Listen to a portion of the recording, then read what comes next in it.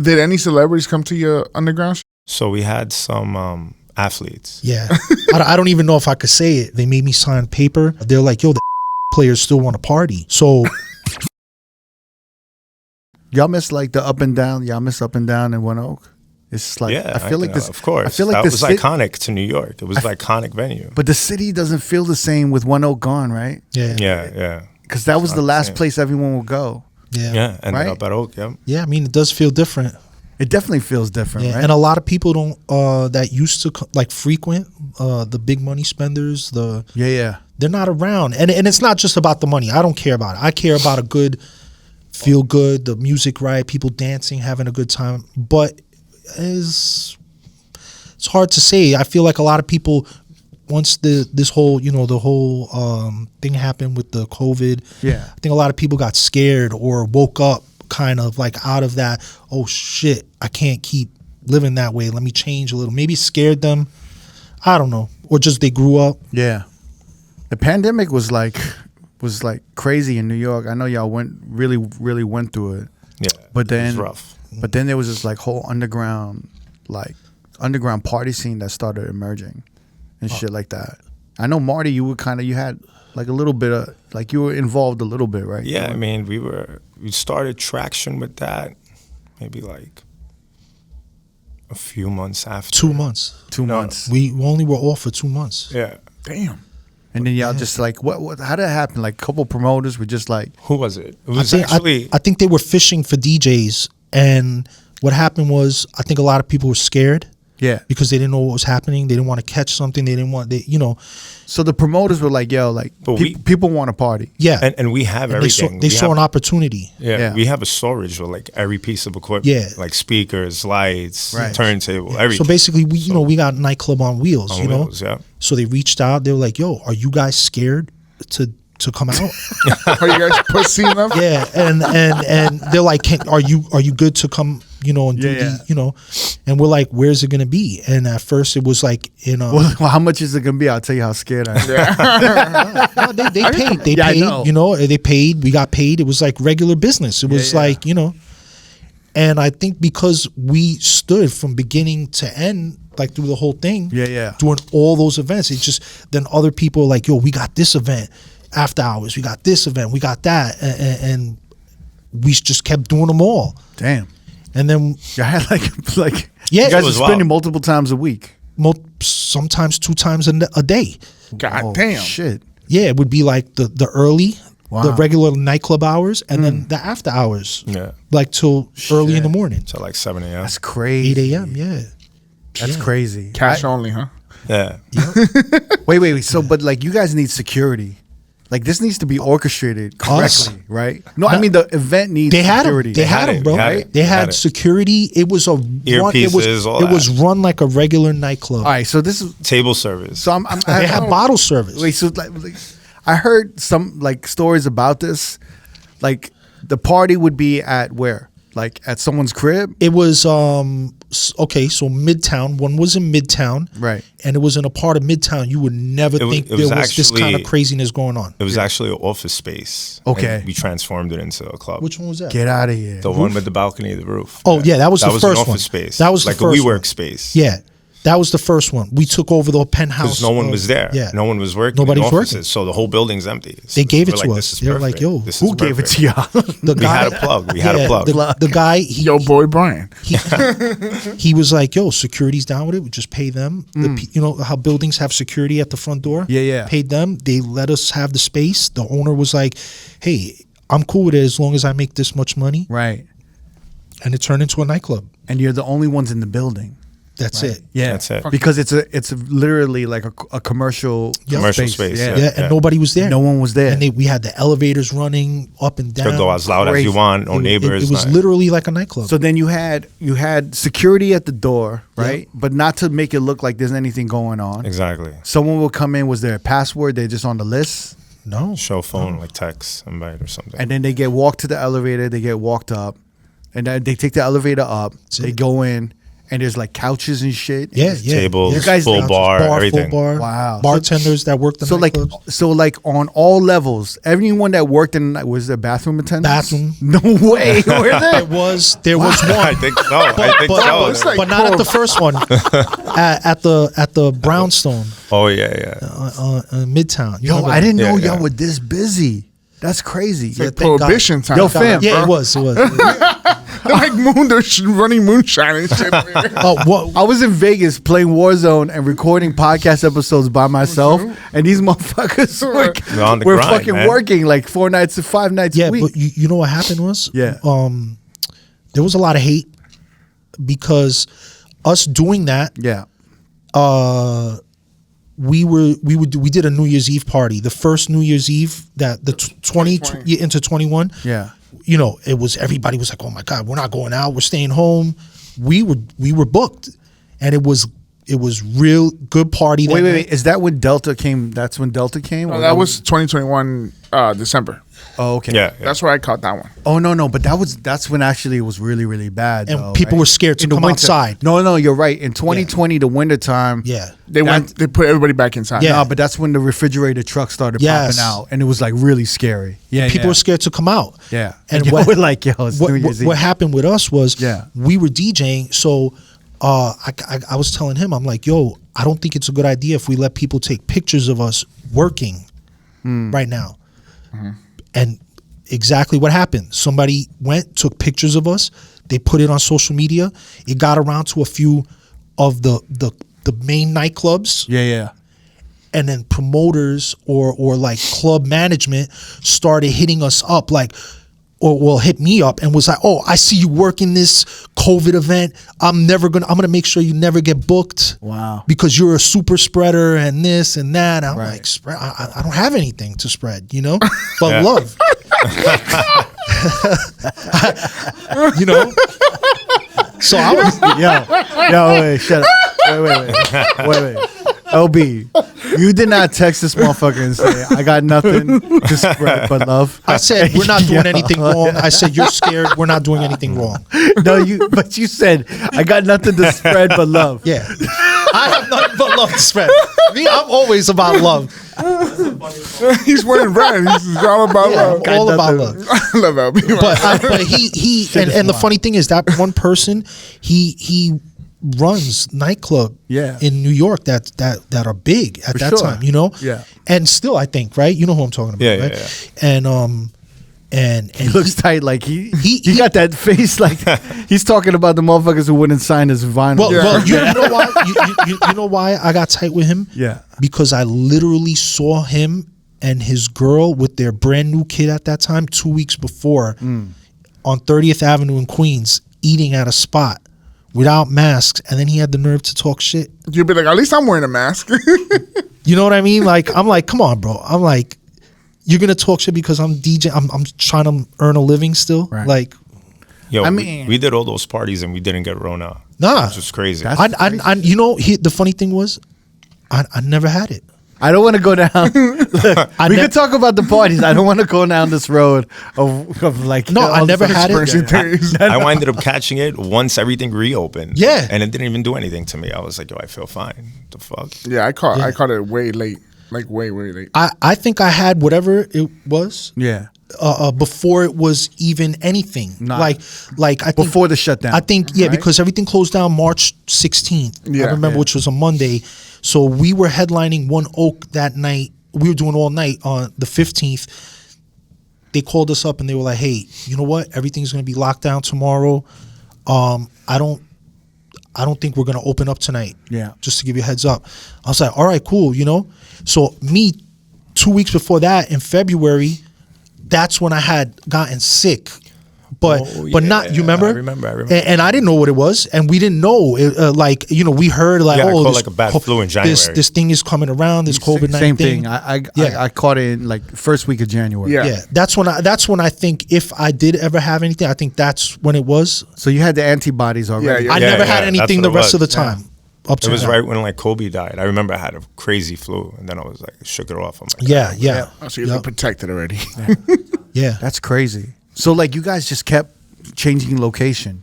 Yeah. I think it changed, 3 times, Like right? 3 times. Three yeah. times, But yeah. it was like regular. It was like regular nightclubs, bro. Wow. So were they like patting people down, or just go inside, go have a good I think it was just like any other Like- upscale nightclub in New York where Everything they don't was pat you down.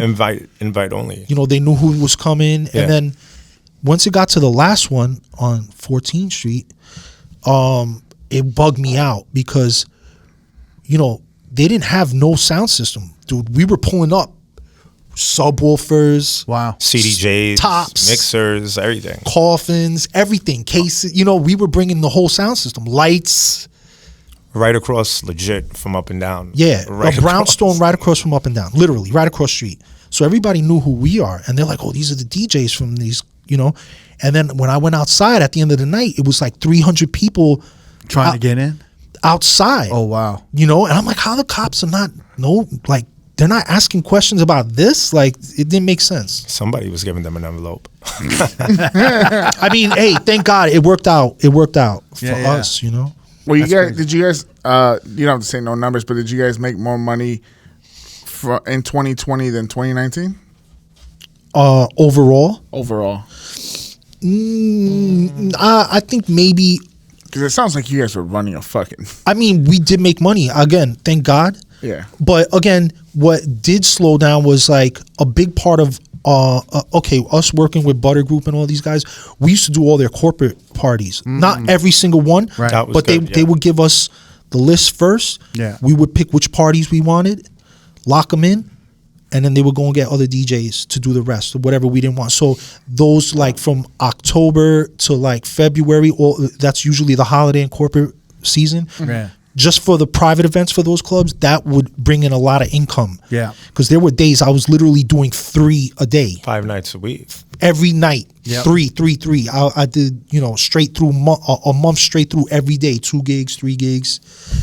And, you know, that was, you know, we were blessed. We making money. And then pandemic came, then it was just pandemic party. So whatever money we agreed upon, that's it. We're not making more. Yeah, the bread wasn't that much. Yeah. Oh, okay. Yeah. That wasn't that much. It just kept us busy and it opened doors up. Like right after the pandemic, a new nightclub opened because, you know, we were kind of familiar with the people that they were like, hey, you know, you were working, now we're going to put you in here. Right. To do the new nightclub. So we started doing that. It's not only that, it's like when you think of like all the bottle spenders in New York and how they're spread over, they're like maybe more loyal to this nightclub or that nightclub or these promoters and that promoters. During the pandemic, I feel like all of them were just concentrated and they were all going to your events. So you were like, you guys had access to like all Everybody. the big spenders. Yeah. You know, so like your fucking contact list started getting deeper. Yeah. And these motherfuckers would just hit you up like, yo, when the shit opened up, Yeah. they got to know y'all to be like, yo, Marty, LB, Yeah. where you at tonight? Relationships Yeah. got tighter. Yeah. Tighter. Yeah. Yeah. Yeah. So like you guys started getting to know like the spenders. Because I remember after the pandemic, Marty was like, he was almost like a promoter. He was booking more tables. I was telling him to do that.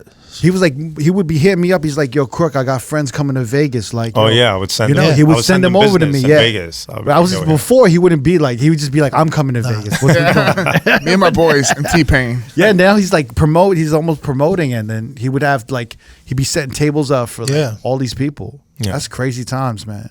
It's one of those things where, you know, like I just wanted DJs to work, you know, and sometimes we don't know what the situation of what DJs are doing. So, you know, as long as you guys are kind of safe and you guys are moving safe, you're not hurting nobody. That's it.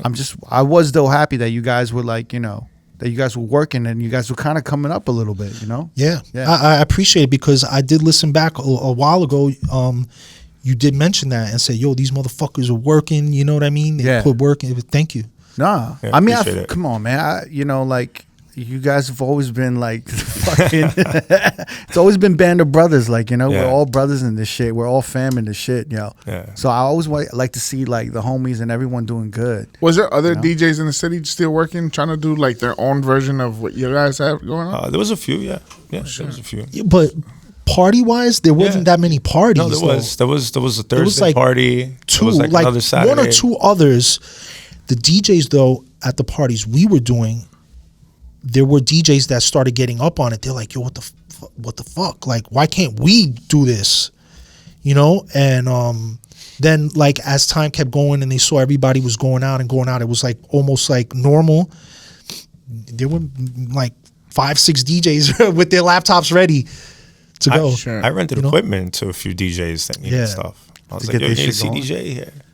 Give me some money. Yeah. I'll come tomorrow pick it up. Supplier, bro. Did any celebrities come to your underground shit? Of course. So we had some athletes. Oh. Yeah. Ball players. Yeah. I don't even know if I could say it. Yeah, I think it's... No, I had to sign something. I had to sign something. Don't say no names. Don't say no names. Yeah. During the pandemic, it was like I got a little scared because I'm like, oh, this DJ thing slowed down a lot. Yeah. Even though we're still making some money, but it slowed down a lot. I had some time to think. My brother is into real estate. Mm-hmm. My brother's like, yo, let's go upstate. I rented a cabin. We're upstate, beautiful, wintertime, lots of snow. I get a phone call. My boy was like, yo, LB. He's like, you want a DJ? And I'm like, okay, but right now? He's like, no, you got to come here. You got to take care of some paperwork. And then they're going to set you up. I'm 2 hours and 15 minutes away. I'm oh, shit. And that's the day I bought my first house because I was actually looking at the house upstate. And so I'm like, all right, cool. I took my mom, everybody that was in my car upstate with me. I was like, yo, we're not going home. So I got to go do something real quick. Yeah. So I ran in. I still didn't know what I was doing. Yeah. Security came, got me, brought me in, was like, yo, here, talk to this guy, talk to this guy. They did the COVID thing on me, the COVID test for me. They're like, okay, you're good to go. And they made me sign paper. And it was, they're like, yo, players still want to party. Oof. So they're going to get a spot. They're going to pay for it and let the players go, let out their steam. And they were going to, all the girls who they invited all had to be tested in a separate, like a down the block. That's crazy. They were tested and then walked to the venue that they rented for the players. And I happened to be one of the DJs. Crazy. Yeah. That's and nice. You see, I didn't know it was going to be, they just said, yo, the players got to blow off steam. So instead of them going to the illegal underground parties and with the chance of getting sick. Yeah. At least everyone's tested, right? At least they're going to check everybody who's coming in, who's not. They put everybody's phone in a bag, kept their phones, and then literally escorted them to where the party was down the block. Crazy. Was it a specific was it just that team where you went, or was it like the whole league of that specific sport was there? So what I know from my understanding was anytime the teams were in this city, they were going to blow off steam. Oh, okay. Oh, so it was. Wow. I'm assuming it was all the teams. So it was like a nightclub for that night at the after party. And from my experience with them, it was I did 2 different places that I never been to before. It was like these buildings, get in the elevator. They had the key card. Boom, boom, boom. Bring me up. Wow. You know. And it was like set like a nightclub. Like they had everything set. I just had to bring. Booth. I had to bring whatever I was going to use. Oh, okay. That's it. Oh, shit. Yeah. That's pretty sick. Yeah. Shout out to that league. Yeah. I mean, hey, and listen, I got to meet more of those athletes. Yeah. You brought maybe a thing for them to sign? No. Because those athletes are more or less like a lot of them to me, like they're a little bit of assholes, you know? Oh, okay. Like, so I didn't want to talk with them. Like, yo, what's up? Give a pound. Like, yo, I like that song you're playing. You know what I mean? I love this guy. Yeah, that was it. That's crazy.